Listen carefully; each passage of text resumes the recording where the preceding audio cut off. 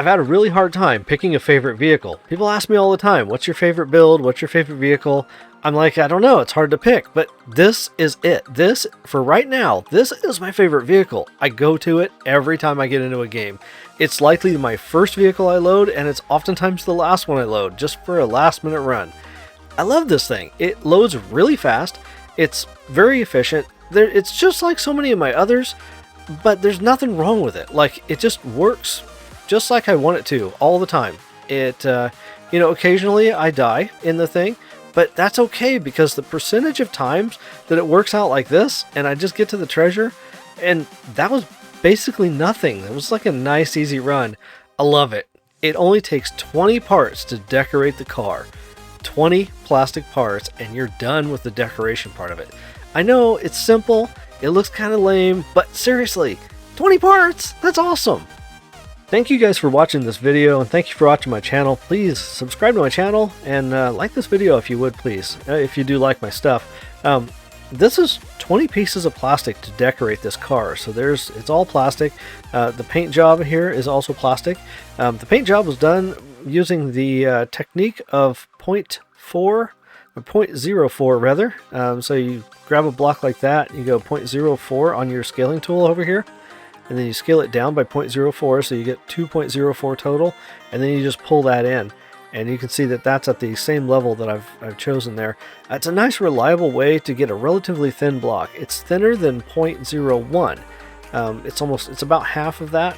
But if you want even thinner than that, go to a scale of 0, and then you can actually pull it to slightly thinner than that.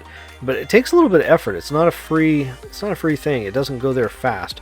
I also wanted to show you real quick, it's been a while since I showed this, the neon inside the wheel. So a lot of people have asked me, even just recently, about the neon inside the wheels. And this is how you do that reliably. So place a block right in the center of the wheel and then just scale it out in all directions by 0.5.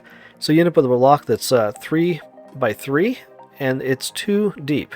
And 0.8 seems to be the right adjustment number for this next step. So change your scale to 0.8 and then pull the block into the wheel, and then change your scale to 0.05 and then pull the block the rest of the way into the wheel.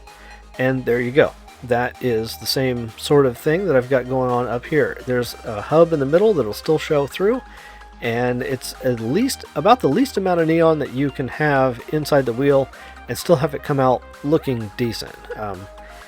You can go, I think you can go just a little bit thinner than that, but you run into the same kind of scenario, when you have two blocks right next to each other. You have, an interference sort of thing. So anyway, you can do that. You can build that car. It's definitely one of my favorite cars. Oh, I'll show you all the stuff here. There's all the goodies. And of course, you may have noticed right there, there's 50 wheel speed and all the way up to the green on the torque. And that makes this thing really fast and really torquey. These are doubled up wheels here, so you turn collision off on the inside wheel, and then you place the outside wheel on the center of that one, and then move it in with the move tool, the trowel tool. And that, I think you move it in by 2, and that makes it just right. So you do have to have a little bit of gap here so they don't get stuck together.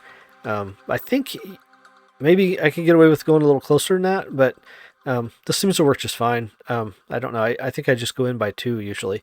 So there's the counterweight underneath there, and 288 is the count on the counterweight. I've used 6 studs apart on these things. So from here to here is 6 studs, from one edge to the other, and that has a lot of plastic. So I don't know how much plastic's here. Let's find out. Let's go 6,300 and something. And that includes this chunk of plastic here for the core. And usually I do a 4x4 core. I'm not sure why I haven't done 4x4 on this one, but this car's been treating me really good for quite a while, and I really like it. It's really nice. Having these thrusters here tilted, one of them down, one of them up, that is what it takes to balance the weight of the counterweight. And of course it is going to fly wonky because you've got wheels on it. And of course, if you're not on a PC, this really doesn't work for you. In that case, I would sacrifice the jets and the forward firing thrusters and go with the downward firing thruster for your activate button. The downward firing thruster allows you to get a lot of traction, and it's better. It's beneficial to have traction rather than fly off the map. So I think you would ever want to have a driver's seat in jets. They just don't line up very well. So, but you gotta have driver's seat to use the wheels, and the wheels are a heck of a lot faster than the jets as long as you've got the protection blocks keeping you safe. There's a couple other things about this car that I like. Collision on for this front bumper thing, and you can see that here, if you look at the bottom of this square here, you can see the ground level's there, and I'm quite a ways up above the ground level with this thing. There's a good reason for that. The tide stage, where the tide pulls out, and there's a little ledge right there that it's difficult to drive up and get over that ledge. So with this little offset here, that's probably a good one stud of offset between the bottom of the wheel and the edge of this. So that's pretty good, and you can get up over that ledge that way. What else to say here? So let's see. This is the anti-tip mechanism. So there's the collision on block. This one's collision off. That lets you get in your seat. That's pretty much it. I got a lot more stuff to show you guys, but it's kind of another video kind of thing. And I guess I'll say see you in the game. This is really awesome. It's a really fun car. See you next time, guys. Thanks a lot. Bye-bye.